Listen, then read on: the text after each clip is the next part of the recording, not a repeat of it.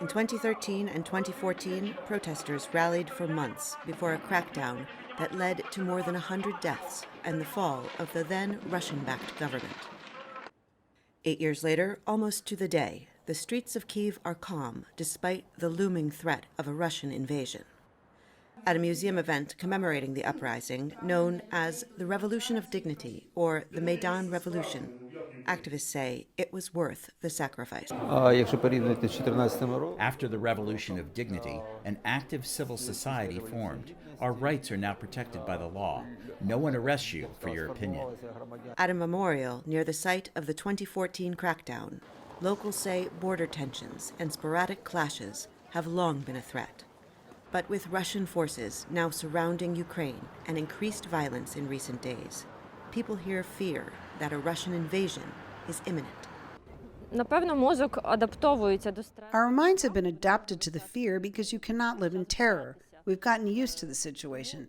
But yesterday in the news, there was an attack on a kindergarten. I have a son that age, and now I do feel afraid.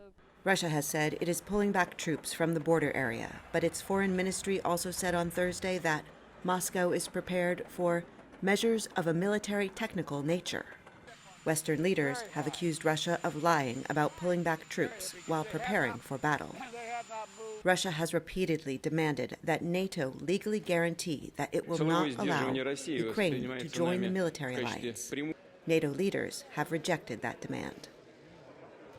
Meanwhile, a swell of patriotism is evident on the streets of Kyiv. Some locals say they are mentally preparing for what analysts say could become Europe's most dangerous conflict since World War II.